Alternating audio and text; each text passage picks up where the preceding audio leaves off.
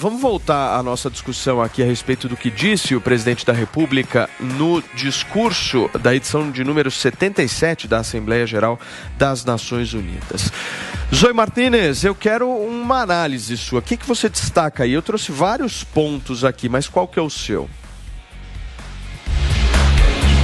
Seu microfone, Zoe, por favor. Oi, tá me ouvindo? Agora sim. Agora sim. A primeira pergunta é que eu tô preocupada com o Guga. Ele tá bem aí? Como é que ele tá depois do discurso do Bolsonaro?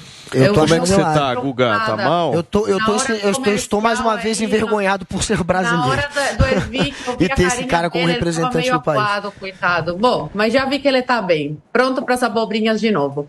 Bom, a primeira coisa que eu queria falar antes de entrar na questão a cara dele, do discurso do presidente é como ele foi recebido ontem, né, na entrada aí do hotel, vários apoiadores. Ele recebendo mais uma vez o carinho aí dos seus apoiadores ao redor do mundo, não é só no Brasil que o Bolsonaro tem seguidores, fãs, pessoas que admiram a coragem dele e chamando ele de mito ontem.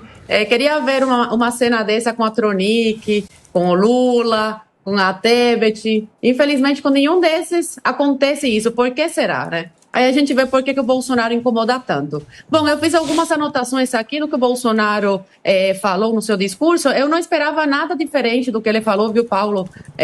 Muitos acharam que ele ia subir o tom, que ia tecer críticas, ataques aos ministros do STF, mas ele usou esse tempo que ele teve aí do discurso para ressaltar aí para falar sobre os feitos do governo, sobre a pandemia, enfim, coloquei aqui em tópicos o que ele falou, mas ele usou esse tempo para não agredir ou atacar como a mídia pensou que ele faria, não. Ele usou o tempo realmente para falar o que a mídia não fala, a mídia nacional e internacional, para ele desmentir as narrativas criadas todos os dias aí pelos jornais, né, os ataques ao seu governo. Então, falou sobre os auxílios durante a pandemia, sobre a vacina, sobre a corrupção no governo do PT. Aí eu peguei a frase dele mesmo, ele falou assim: no meu governo extirpamos a corrupção sistemática que existia no país. Somente entre 2003 e 2015, quando a esquerda presidiu o Brasil, o endividamento da Petrobras por má gestão,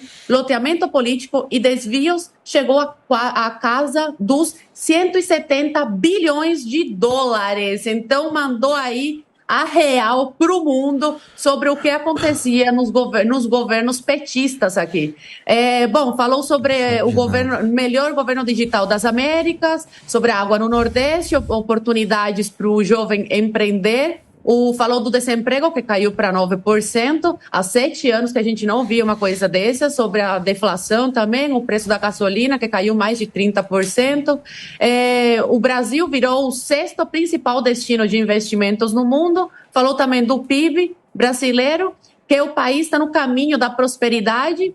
Falou sobre o agronegócio, claro, né, um orgulho aí nacional e internacional, sobre o marco do saneamento básico. Falou que somos um dos maiores exportadores mundiais de alimentos, da Operação Acolhida, que eu estive no fim do ano, começo aí de 2022, pude ver de perto aí o trabalho do governo federal junto com os militares. Então, deixou bem claro como o governo dele dá todo o apoio e assistência a esses imigrantes aí fugindo do socialismo da Venezuela e também de outros países como Ucrânia e Haiti. Então, que é um país acolhedor e não apenas abre as portas, entre, não. Dá assistência, ajuda no começo para depois esses imigrantes começarem a andar com as suas próprias pernas. E falou sobre a liberdade de religião, ele sempre colocando a religião aí no seu discurso, deixando claro como ele é uma pessoa que acredita em Deus, que vê como uma pauta de extrema importância, né, você ter uma religião, e finalizou seu discurso, como ele sempre faz, com pátria, família e liberdade. Ele nunca não muda suas bandeiras, não muda o seu pensamento só para ganhar voto. Ele sempre segue aí a linha do que ele acredita, do que ele acha que é o certo, né, e dos seus valores. Ele sempre deixa muito claro os seus valores. Então foi um discurso que deixou a esquerda aí bem afetada, Primeiro, o sucesso que foi a viagem aí agora à Inglaterra e agora na ONU. Bolsonaro mostrando mais uma vez como ele não é um ditador e sim presa pela liberdade, né? Falou aí sobre a liberdade mundial. E o que eu sempre falo, e a esquerda ama interpretar da forma errada, que eu falo, como eu gostaria de ter um ditador como o Bolsonaro em Cuba, porque a imprensa suja fica falando que ele é um ditador, que não deixa que as pessoas se manifestem livremente, que fica atacando as instituições, mas aí no dia a dia, no discurso, no que ele faz, você vê que é todo o contrário. Então, como eu gostaria de ter uma pessoa como o Bolsonaro sendo presidente do meu país, que infelizmente vive aí uma ditadura há mais de 60 anos. Muito bem, Constantino, ele fez bastante acenos às mulheres, né? Nas pesquisas, a rejeição dele nesse segmento é muito alta. Você acha que teve estratégia nisso? Paulo, eu acho que não. Acho que ele defendeu com convicção aquilo que ele acredita. As liberdades, né? A defesa da democracia representativa.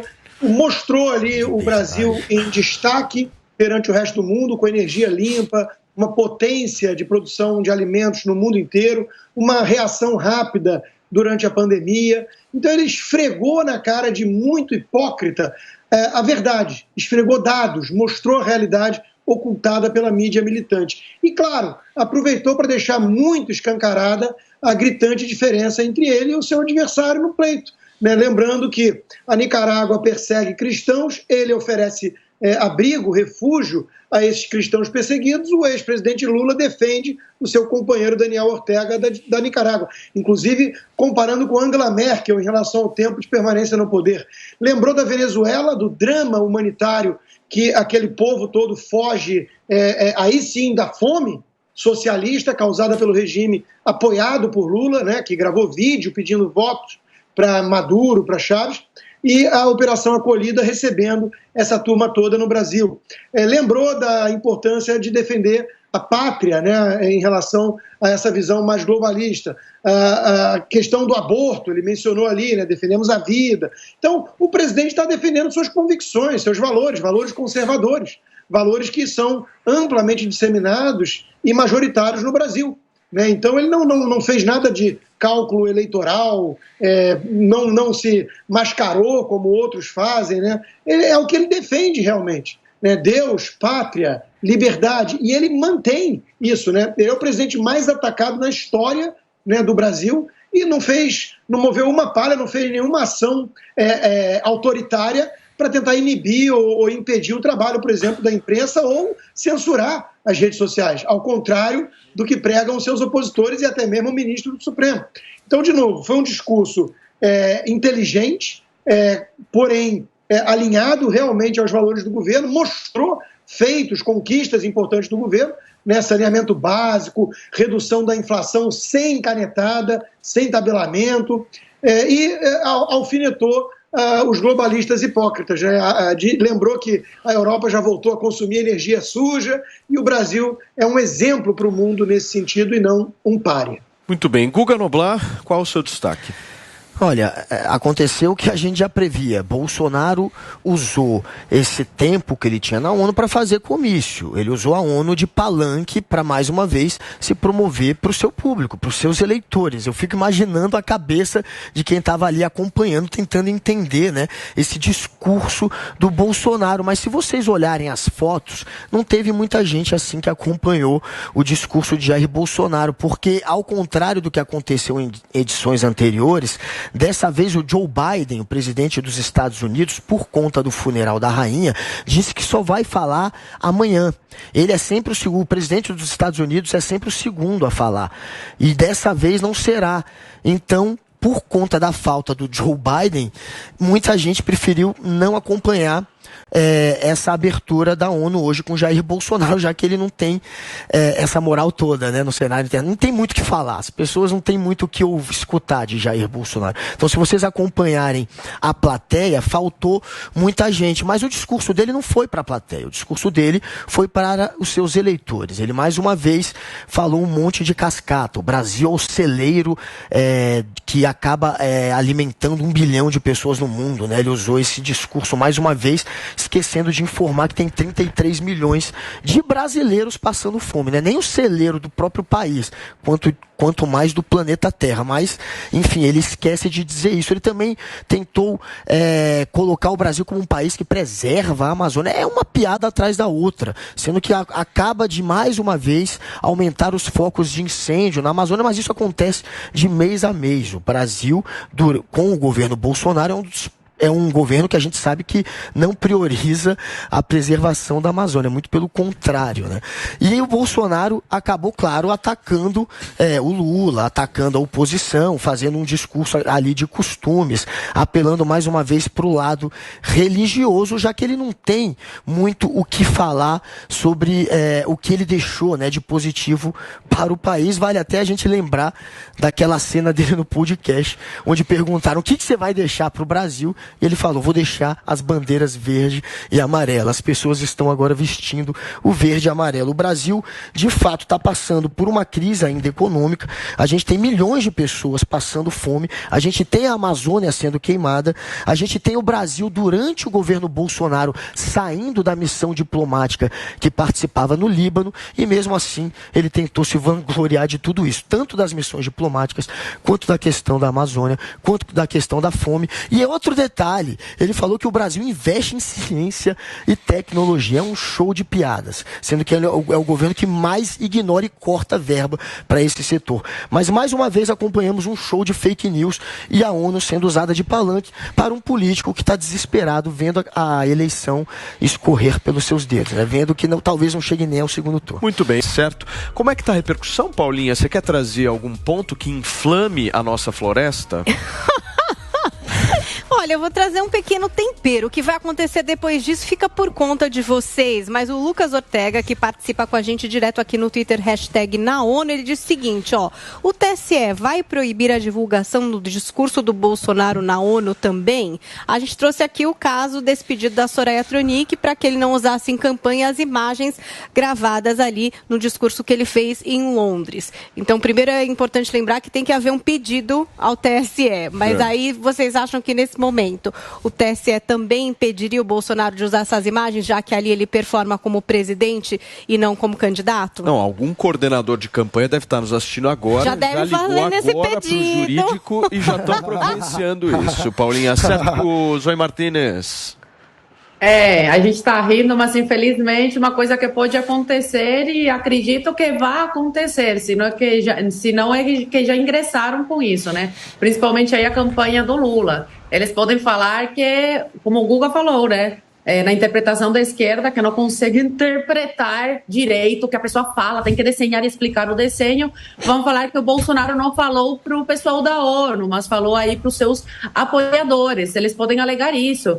Mas, como o Figueiredo falou, enquanto os cães ladram, a caravana passa. E é isso, o Bolsonaro conta com apoio popular, por mais que tentem censurá-lo, por mais que falem que não pode usar X imagem, o povo está com o Bolsonaro. É a mesma coisa que acontece com a Jovem Pan. Entre mais batem na Jovem Pan, mais a gente cresce, porque as pessoas começam a ver, né, a verdadeira face dessas pessoas. O desespero deles é tanto, começa a bater tanto, que eles não acabam parando para pensar nas suas atitudes e acabam se enrolando cada vez mais. E a gente só crescendo. É a mesma coisa que acontece com o Bolsonaro. Entre mais batem, mais ele se fortalece e mais sai como uma vítima, né, de todo esse sistema.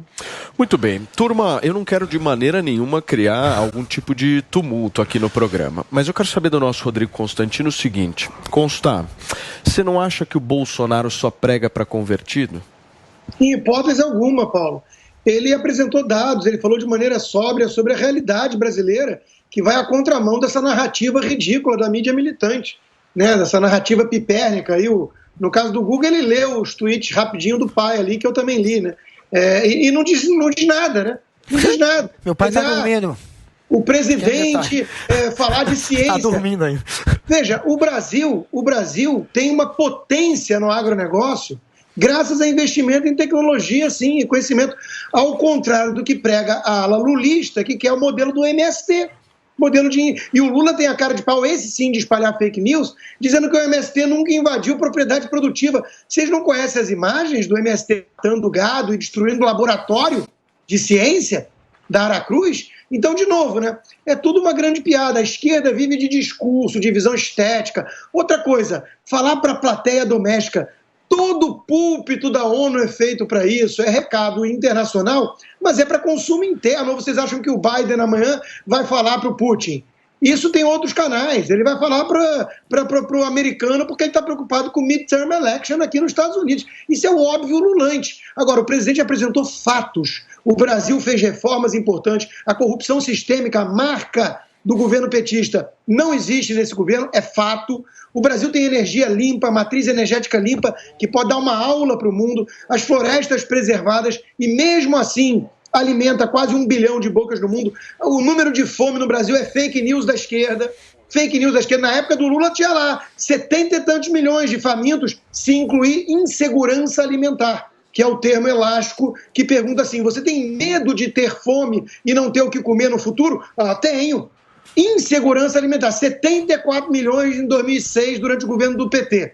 Então é tudo truque, é tudo falácia, é tudo narrativa ridícula, né? Agora, sobre a pergunta que a Paulinha fez, eu já tenho certeza que o senador saltitante está saltitando na direção do STF para pedir para suspender o discurso da ONU. Quer dizer, eles ficam tão apavorados quando o presidente mostra a verdade que eles precisam tentar censurar. Se eles achassem que era ridículo, deixa mostrar. Parece até que uma concorrente nossa nem mostrou o discurso na íntegra. Depois vai chorar que está perdendo audiência. Muito bem, são 11h35 para vocês que nos acompanham aqui na Jovem Pan. Chegaram agora, você que está aí no seu carro, no rádio, em todo o Brasil. Só para contextualizar, a gente está repercutindo um pouco do discurso do presidente Jair Bolsonaro hoje, agora há pouco, na Assembleia Geral da Organização das Nações Unidas.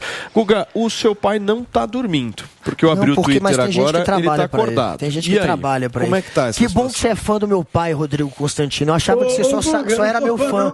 Eu achava que você só... Peraí, a minha vez. Eu achava que você só ficava no meu... Eu achava que... Peraí, você vai poder falar de novo. Eu achava que você só era meu fã, que você só ficava no meu Twitter. Fico feliz em saber que você também fica acompanhando o Twitter do meu pai. Olha, o pai do Noblar me citou aqui, que legal. Mais um que não sabe interpretar o que eu falo. Ixi, ficou com raiva. Ai, mais uma acusando o golpe. Céu, como é bom. Talvez não seja ele, tem gente que trabalha para ele, mas voltando. Mas vocês acompanham em tempo real. Mais uma fã, só temos fãs. Obrigada, todo lado certo. Só temos fãs do meu pai aqui. Muito obrigado. Bom saber que os dois estão acompanhando esse Twitter. É um Twitter que vale a pena. Acompanhe você também. Faça como Constantino e a Zoe. Me acompanhe e acompanhe também o Twitter do meu pai. Agora, sobre o... Tô no caminho certo, obrigada. Só para eu entender. Bolsonaro pode ou não ser cobrado no TSE por conta do discurso, que é a pergunta original? Ele pode, porque, afinal de contas, cai na mesma situação da viagem a Londres. Ele teria se valido de um evento oficial para fazer campanha política. Tem que ver o quanto ele usou de dados para só falar do governo, aí ele pode dizer que só estava passando dados do governo, e o quanto pode ser interpretado como um pedido ou de votos ou um pedido para que não vote em outro candidato. Dá no mesmo. Então é claro que ele corre esse risco também de ser mais uma vez cobrado. Inclusive a repercussão já está sendo muito negativa. Segundo o Jamil Chad, um dos grandes jornalistas que cobre política internacional, o Bolsonaro ele gerou indignação na ONU, naqueles que estão presentes ali na ONU, além de ter passado vexame já no funeral. Então, a imagem do Brasil cada vez mais arranhada por Jair Bolsonaro, que conseguiu fazer de um momento de luto, o funeral da rainha, um palanque para pedir votos, e mais uma vez agora, diante de uma plateia murcha ali da ONU, eu realmente tirei a foto da ONU do Twitter do meu pai, e façam como o Constantino e sigam também o Twitter dele, não tinha muita gente acompanhando, mas enfim, aqueles que acompanharam ficaram indignadíssimos com o que o Jair Bolsonaro fez ali. Afinal de contas, é um momento onde o mundo está unido para discutir assuntos que têm a ver com o globo, com o planeta. A guerra da Ucrânia será o grande assunto dessa reunião da ONU. Aquecimento global, enfim. Bolsonaro estava ali mais uma vez para atacar os seus oponentes, para falar de religião, para se promover eleitoralmente, para fazer um discurso mentiroso. Eu passei aqui os dados, né? Ele falou das missões diplomáticas, sendo que o Brasil abriu mão de missão durante o governo dele. Ele falou do Brasil ser um celeiro para o planeta, sendo que o brasileiro está passando fome. Ou seja, falou da Petrobras como se estivesse dando prejuízo desde 2003, sendo que em 2010 foi o ano onde a Petrobras mais se valorizou, virou a quarta maior empresa, a quarta empresa mais valiosa do mundo durante o governo do PT. Então é óbvio que ele tenta distorcer, ele tenta confundir e ele tenta apresentar aquela realidade paralela que só quem vive numa terra plana acredita. Muito bem. Constantino, eu sei que você tem um compromisso agora mais tarde. Eu te agradeço muito por você ter vindo fazer essa participação aqui no nosso Morning Show de hoje, mas eu queria que você desse aquela finalizada que a gente gosta, né, querido? Por favor. Vamos lá, Paulo. Sempre um prazer aqui me divertir com as estultices de energúmenos. E, veja, eu acho que todo mundo deveria acompanhar sim, a conta quis bancar do Ricardo Noblar no Twitter. Se coloca no seu lugar, rapaz. Quem é você para chamar alguém de energúmeno? Se coloca no seu lugar. Você é uma piada para o jornalismo. Você, para o jornalismo, é visto como militante. Você, sim, é uma piada para o jornalismo. Você baixa a tua bolinha. Você não tenta ofender os outros. Você não tem moral, Constantino. Você era um sujeito que atacava o Bolsonaro e que hoje não sai da bota dele. Você é uma piada. Calma. Então se coloca no teu lugar, não baixa o Gente, tumultuar. o desespero bateu. Bateu o desespero. Eu entendo. O que eu ia falar é exatamente o seguinte, Paulo.